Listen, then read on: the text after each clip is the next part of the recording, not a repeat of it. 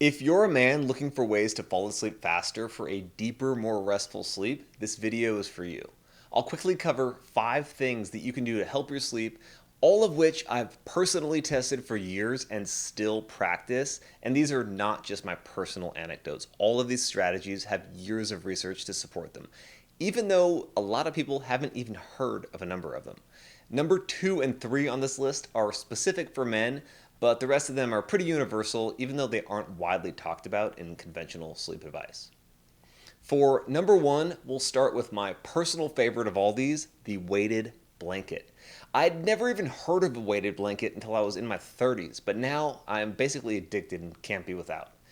If you're not familiar, allow me to mansplain. It's basically just a comforter with little glass beads inside that make it heavier than a standard comforter. They range anywhere from 15 to 30 pounds, and the weight calms your body to help you relax and get to sleep easier.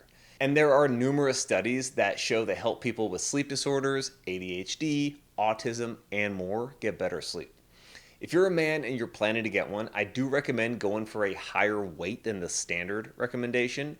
For example, if you're 180 pounds, you'll see that most places suggest you get a 15 or a 20-pound blanket. I'd go with a 25-pound blanket. I've tested all of these different weights, and in my experience, the heavier ones work better. Number 2, this is for the busy minds that have a hard time turning down around bedtime, and that is sleep meditation. There are a lot of meditation styles out there, and they're all helpful to some extent.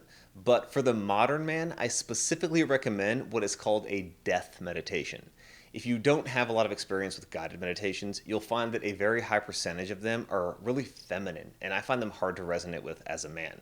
It's a lot of like, remember you're beautiful, give yourself a big hug for your bravery today, and I just can't connect with that. So if you're like a hardworking, career-focused man, you're likely going to need something a little bit heavier to calm your mind, and that's where the death meditation comes in.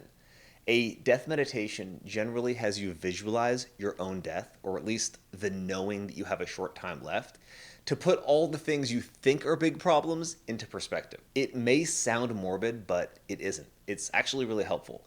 It reminds you of the big picture, what really matters in life, and in doing so, calms you down.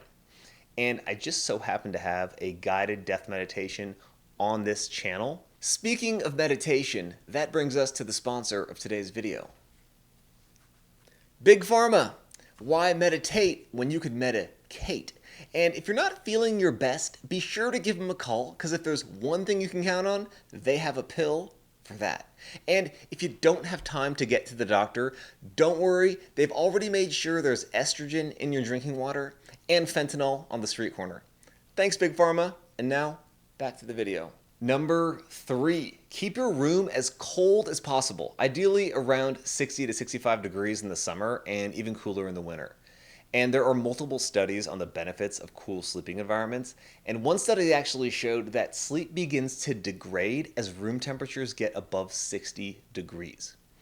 Additionally, it's been scientifically shown that men do better in cooler environments compared to women, and this is due to women having a lower resting metabolic rate, which means they generate less heat at rest, and they also have higher estrogen levels, which reduces blood flow to their extremities, hence like cold hands and cold feet. All this to say that if you sleep with a girlfriend or wife, get her bundled up with extra blankets so you can crank that thermostat down and avoid being woken up by one of her ice cold hands demanding you turn the heat up. Number 4, and this one's all about keeping you asleep, and that's with earplugs. Before you say, dude, they're so uncomfortable, just hear me out.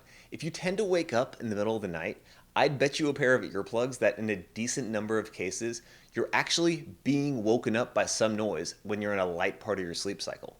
Whether it's your partner moving around in the bed, a distant dog bark, a car door shutting, earplugs really help with this. And once you find a style that you like, because there's tons of different styles, and spend a few nights with them, you won't be able to go without them. It gives you this great level of sleep durability from being easily disturbed. So whether you're at a hotel or whatever, it just lets you sleep easier. And I personally recommend the memory foam style ones. You can kind of squeeze them down and let them expand in your ear. Most of the fancy reusable silicone ones rely on you jamming them into your ear canal, and I find they fall out easier and they don't even block sound as well. Plus, even the cheap memory foam ones, they're 25 cents maybe a pair, and you can get 2 weeks out of them. Number 5. This is kind of a 2-in-1, and it's all about light.